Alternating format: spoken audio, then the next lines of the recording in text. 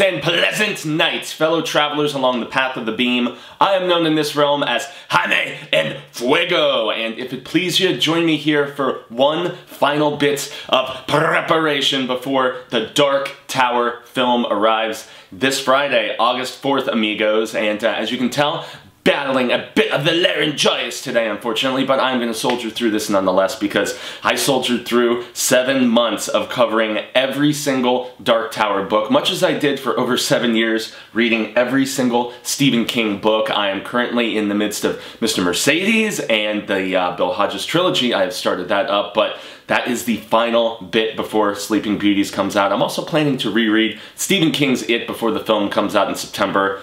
Holy hell, was that trailer insane or what, guys? But so today is basically going to be a preview of the film and also just a big, I guess, not so much a spoilers discussion about the series in general, but the thing about this film is, and many people have mixed feelings about this, it is the final time around. And so basically at the very end of the 7th and final Dark Tower book, as Roland gets to his tower and he's up at the very final floor, he realizes that he has done this journey over and over and over. And so one particular piece that is crucial that he did not have, at least in the book, when he finally got to the tower, was the Horn of Eld. And that's because it was blown by pretty much his best friend, Mr.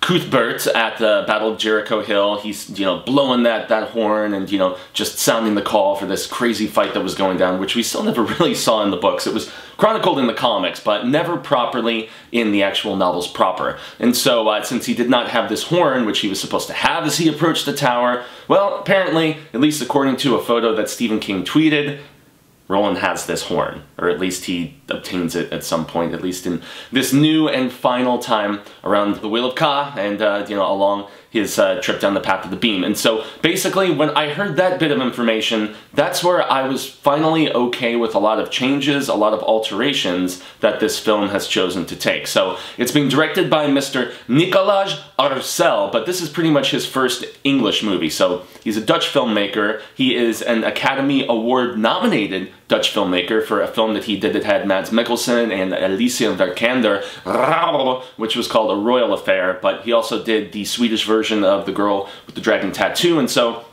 decent MO, guys, but nonetheless, he's not a proven American, big blockbuster mainstream filmmaker. This could be good and this could be bad, because based on the trailers that we've seen, this looks like it's trying its damnedest to be a big Hollywood blockbuster shoot-'em-up bit of craziness. Now, there's a lot of action in the Dark Tower books, obviously, but I don't necessarily think that that is the spirit of the series, the fights and all of that stuff. It's really about quartet. It's about, friendship and kinship and, the different relationships that Roland has with, his old crew of peeps that you see in the 1st and the 4th book, and also, a little bit in The Wind Through the Keyhole, but also with, his new quartet that he assembles, which entails Jake, who we're going to see in this film. But we're not going to see people like, Susanna and Eddie, at least not yet, as the director hints. And so I'm actually, for the first time in a while, and I know it's been a while, but we started outsourcing to TeePublic for our shirts and stuff like that, but I'm gonna get back to actually doing a viewer question every single week and getting back to tossing out a t-shirt. So Mr. Michael M., if you are still around and watching this particular program, your question is being answered today, and you are gonna get a t-shirt if you contact me at infuegomedia@gmail.com. So here's the question. What do you think of the casting choices for The Dark Tower? Any you absolutely love, any you hate? So I'm going to say outright that I do not like the casting of either Roland or the Man in Black in this. First and foremost, I don't like the casting of McConaughey as the Man in Black because just the twang of his voice and all that other stuff, that's never how Flag has sounded in my head, but maybe he's adapting just a different approach because he's in a different realm now or something. Who the hell knows? But nonetheless, when I think of Walter O'Dim, aka, the Man in Black, aka Randall Flagg, as we know him to be as well, that McConaughey just does not fit in that role for me, personally. I also do not like the casting of Idris Elba as Roland Deschain, and I know that there is a lot of touchy subjects with, changing race and gender and things like that in particular. Now, I know King has gone on record to say that he never says, you know, what race Roland was, but, you know, he's described, you know, with his blue eyes and with his, you know, dark brownish ragged skin. A lot of people, at least in, you know, the Dark Tower community, I guess, lots of people thought that the casting, myself included, of Javier Bardem was exceptional casting, which was back when Ron Howard was working on this film about 10 years ago. So I thought that that would have been exceptional. A lot of people have kind of thought he was like Hispanic or, you know, of that ilk, like Spaniard kind of descent and stuff, you know, and so that was what I subscribed to as well. So yeah, I'm not down with the Idris Elba casting. Not that I don't think he is tremendous in, you know, pretty much everything I've seen him in, whether it's, you know, Luther or, you know, the Thor stuff or, you know, various other things, but I really felt like it was very deliberate casting with, I don't want to say an agenda in mind, but that's kind of how I feel, you know. I mean, very, very similar to what happened, you know, with the casting in the most recent Fantastic Four film. So I know a lot of people are probably not gonna like me saying that, but yeah, the two most crucial players in this, both incredible actors. McConaughey, the McConaughey happened for a reason. The guy is incredibly talented, and the same goes for Idris, man. But God, he was great in Prometheus too, which I just rewatched recently. But I don't like the casting of either of these. But the thing that is making me try to be okay with it is the fact that it's a different trip around, you know, the Wheel of Ka, you know, and so for that reason, I'm trying to say, okay, look, who's to say that, you know, for every trip, you know, when he gets to the top of the tower and, you know, has to be back in the desert and start his journey all over again, who's to say that, you know, his skin isn't, you know, white or brown or yellow or black or whatever. And so for that reason, I think that, yeah, it could be transformative, and for that reason, because I'm trying to be positive about this movie, because damn, there's a lot to be negative about, at least in, you know, the diehard Dark Tower community, because all the Dark Tower fans, we're all crazy about this shit. You know, we are insanely dedicated, and the fact that we've had to wait so long for this adaptation to be this weird mishmash sequel, and so for that reason, I'm gonna go further into some of the casting stuff. So we have this is where you know that it is in fact an amalgamation. It's just borrowing ideas from all 8 books, and that's something that, you know, Arcel has been very deliberate about, and so has Akiva Goldsman, the guy who, well, he's one of the people who worked on the script. That's another thing that worries me, is there's all these cooks in the kitchen. Too many cooks! Too many cooks! Yeah, there's, I think, 4 different screenwriters on this, and often that does not bode well for tone. Hello, the Mummy, you know, that horrible Tom Cruise movie we saw this past summer. So, I'm trying here, guys, you know. Also, that runtime of, like, around 90 minutes just really worries me. But, you know, Stephen King has said, it's lean and mean, just like the first book. And, you know, they're all implying that this is going to be, if successful, the first in a series of films. So we'll eventually see Eddie and Susanna and Oy and so on, and some of the other players. And who knows, you know, fingers firmly crossed, and I'm not sure where they will go with, you know, borrowing of all these different ideas. But, so, further casting stuff goes, I'd say the most prominent name that I'm curious about is the fact that Sayer is going to be in this movie. Yeah, Sayer, and he's being played by Jackie Earle Haley. So I guess I've already gone through 2 of the casting choices that I hate. So just we got those out of the way first. So let's try to make it a love fest the rest of the way, okay? So Jackie Earle Haley being in this as Sayer, I think that is perfect casting, personally. Sayer is an underutilized villain in this because, you know, we discover him really in the 5th book, if I'm not mistaken. I don't think there was any mentions of him before that, but, you know, Callahan has an altercation with him.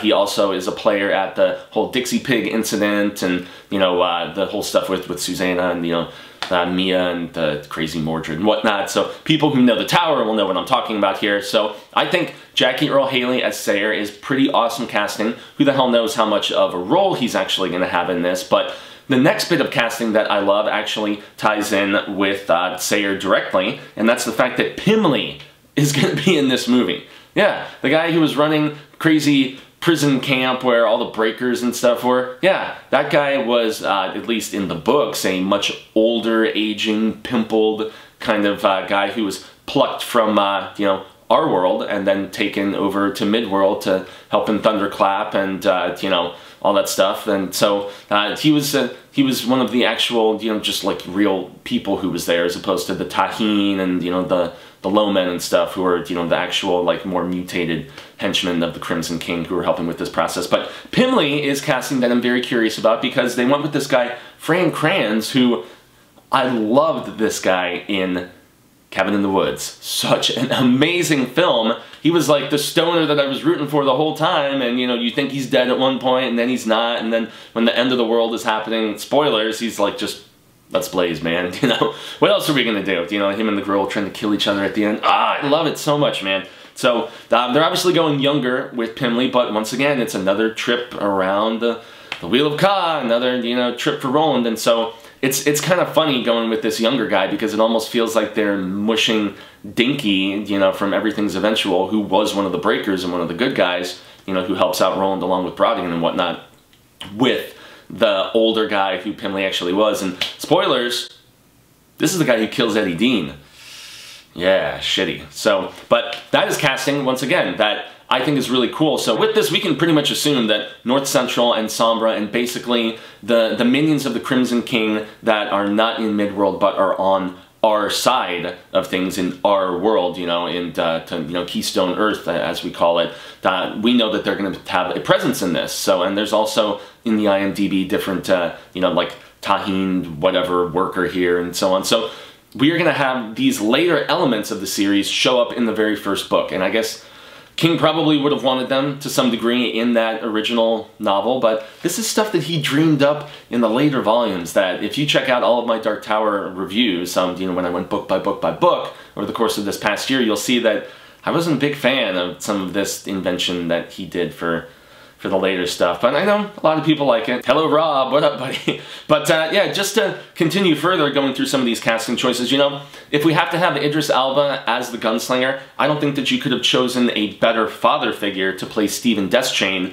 than Dennis Haysbert. You know, people have seen him on some of the procedural cop shows and whatnot. He's also the Allstate guy, but that guy is a hell of an actor, man. I mean, going back to the 90s and probably even before, the guy is insanely talented. He has a very distinctive, powerful voice. So if we needed just powerful flashbacks, you know, with Idris's Roland Deschain, I think that they couldn't have chosen a better person. And when I saw him in the trailer, I was like, you know what, I'm cool with that casting. That is casting that I actually absolutely love. I think that's pretty rad status. So apparently Susan Delgado is at least going to have some sort of part in this movie, and it's being played by a model named Alex McGregor. She hasn't really done much of anything, but she's very pretty, and that's at least the way I've always envisioned Susanna. Who knows if she's going to have that golden, you know, hair or not. This actress is a brunette, but nonetheless, we know that at least in some capacity, I'm presuming flashback, we are going to be just kind of educated maybe about what happened to her and that horrible demise that she befell, you know, from the people of Magus and whatnot, and obviously Rhea of the Coos. So that is casting that she's pretty, so I guess I'm okay with it, you know. Another pretty face that's in this, playing a presumed new character named Tirana, is Abby Lee. And so Abby Lee, we got to see in most notably recently, well, I'm not going to say Gods and Gods of Egypt or whatever, but she was one of the many wives in the recent Mad Max Fury Road film. Very pretty blonde. She's also a model, so, you know, once again, back-to-back models, you know, that lots of these women, they start out pretty face, and then we try to see if they can act or not. But yeah, Tirana, a character that not in the comics or the, you know, novels proper, so that's, I guess she's pretty, so I'm okay with it, you know. But she looks more like the Susan Delgado type to me, but who knows. So a little more casting that I have to, you know, one more that I really have to jump on and say, I like Tom Taylor as Jake Chambers. The kid looks to a T like I had envisioned Jake, albeit just a little bit older, which is probably better, especially if he's going to be a trained gunslinger and going around shooting people eventually and whatnot. I always thought that was just crazy in the books, that you've got, you know, this like pre-tweened, you know, kid and just going around, you know, capping fools and stuff. And like, especially when he has his freak out moment in book 6 when him and Callahan get to New York and he's like pulling guns on people in New York City. It's just crazy funny. But yeah, Tom Taylor, he looks the part. I'm actually very, very much okay with him as Jake Chambers. That's casting that I think I absolutely love here. So another thing that's interesting that I have to at least briefly mention is that Claudia Kim is playing Ara Champignon. I'm probably butchering that pronunciation, but that character is a comic book character who's basically the pregnant wife of the guy who saves Stephen Deschain's life when there's an kind of an assassination attempt by John Farson's men. And that is like comic book only stuff. We're talking like Treachery and the volume right after it, I want to say, it's either The Fall of Gilead or Battle of Jericho Hill. Sorry, I know it's one of those two. But basically, in the middle of the comic book run, you get this little story beat where there's this pregnant wife of the guy who saves Stephen Deschain's life. So they're not just borrowing from various novels here, guys. They are also going to have some stuff from the comics specific that Marvel did, where they were allowed to play in the Dark Tower universe, play in Midworld, and just kind of expand upon the mythology and whatnot. And so, just reading the IMDb and looking at all of this casting, it's really intriguing for a Tower fan, but it's also worrisome for a Tower fan in the same right. So I actually think, I know they're trying to straddle a line here with this film where they're like, we want to appeal to the super diehards, but yet also with the slick shooting and the big name casting and whatnot, and probably a short runtime too, so they don't blow people's minds and overstuff the turkey. They're very much going for big Hollywood blockbuster type of shit, and so I don't know. I hope the movie isn't shit. That's where my fingers are so firmly fixed, my friends. I mean, it's been a journey of getting myself reacquainted nicely because as I said during all my book reviews, I love, adore the first 4 books. I like the 5th one. I gained a newfound appreciation for the 6th and 7th books, and I also remembered certain beats specifically that I had kind of forgotten and, so on. Like, for instance, in the 7th book, when they get to the Crimson King's abandoned palace, that was just kind of a gray memory for me. I didn't remember it so well, where the 3 Stephen Kings come out and stuff. And yeah, Stephen King does actually show up in the Dark Tower books. Will he show up in the film? Does he have a cameo? Is he gonna pull a Stan Lee or something? I don't know, man, but I'm very blessed and privileged to get to see this film as a critic on this Wednesday, on August 2nd, and so I'm going to get to see it a couple days early with, I believe, Cecil and Luis, who you've seen here on the channel before, so we're all excited. I'm trying so hard, Rob, to be cautiously optimistic about this. Yeah, Rob Sold, he's good homie of the channel here, so shout out to him, obviously. And shout out once again to Michael M. If you were watching this, man, here on Hail to Stephen King, which is the proper title of this when I'm not doing specific Dark Tower coverage, you are going to be getting a t-shirt, my friend, so, make sure to hit me up once again in fuegomedia@gmail.com. And gracias to everybody so very much. Thankee Sai for checking out this video. I have a lot of people asking to do a full-on spoilers Dark Tower review, like a full series spoiler disclosure, talking about my favorite beats here and there, and so on and so forth, and just talking in depth about the entire series as a whole. Would you guys like to see that? Do you think that now that the film is finally coming out, I don't know, would you like a deeper dive into the comic books? Let me know in the comments below, and obviously if you have a question for yours truly here, the very humbled, King expert as I strive to be, but, we're all works in progress, so there's lots of stuff that I look forward to rereading, and still reading, obviously, with Hodges, and then Sleeping Beauties in September. Man, it's been a hell of a year for the King, especially with it still to come. I mean, can you guys really fathom the fact that we are getting an It remake and a Dark Tower film finally within the span of like a month together? It's just crazy, mind-blowing. So once again, gracias very much to all the Cinemigos who tuned in to this particular segment. You can find me, Jaime and Fuego, on all social media sectors: Twitter, Instagram, Facebook, YouTube. There's an Fuegotainment relaunch. It's still coming, I promise. There's just trying to get lots of ducks in the row, and also trying to decide on format and content at this point, because I really want to do something different with the channel, and it's not going to be a personal Jaime and Fuego channel. I've actually set up a new YouTube, so you guys have that to look forward to. So that is the end, at least for now, my friends. I do hope that we have been well met, and until the Wheel of Ka comes around once more with our review of the Dark Tower film, hasta luego, Cinemigos. I hope that it is sooner rather than later, and until then, stay scared and read Stephen King's The Dark Tower. Comics and novels. They're both pretty awesome.